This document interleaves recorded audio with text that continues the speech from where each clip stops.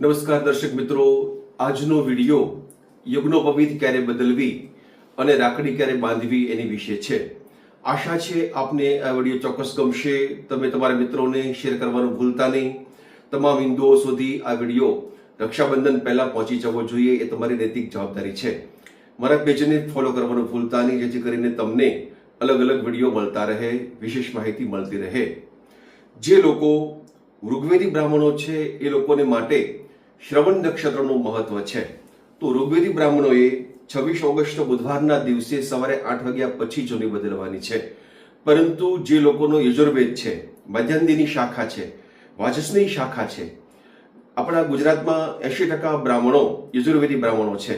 તો એ તમામ બ્રાહ્મણોએ અને ક્ષત્રિયોએ 27 ઓગસ્ટ ગુરુવારના દિવસે સવારે 9:10 પછી પૂર્ણિમા શરૂ થાય છે. શાસ્ત્રમાં એવો નિયમ છે કે મધ્યાહન વાપીની પૂર્ણિમા હોય એ જ તમે લઈ શકો. તો એ ગુરુવારના દિવસે એટલે કે 27 ઓગસ્ટના દિવસે છે.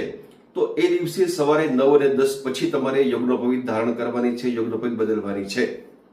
એ જ દિવસે તમારે શ્રાવણી મનાવવાની છે. કારણ કે આમાં ચોઘડિયાનું કોઈ મહત્વ નથી, ફક્ત મધ્યાહન સમયે રહેતી પૂર્ણિમાનું મહત્વ છે. અને ભાઈના હાથે રક્ષા માટે બેન જે રાખડી બાંધે છે એ રાખડી તમારે 28 ઓગસ્ટ અને શુક્રવારે બાંધવાની છે. કારણ કે એમાં ઉદયાત સમયે એટલે કે સૂર્યોદય સમયે પૂર્ણિમાનું મહત્વ છે. એ 28 તારીખે અને શુક્રવારે હોવાથી રક્ષાબંધન 28 તારીખે જ કરવાની છે. એ દિવસે શ્રેષ્ઠ છે. એમાં પણ ચોઘડિયાનું કોઈ પણ મહત્વ નથી. ગમે ત્યારે બેન પોતાના ભાઈના કલ્યાણ માટે, ભાઈની રક્ષા માટે એમના હાથે રાખડી બાંધી શકે છે.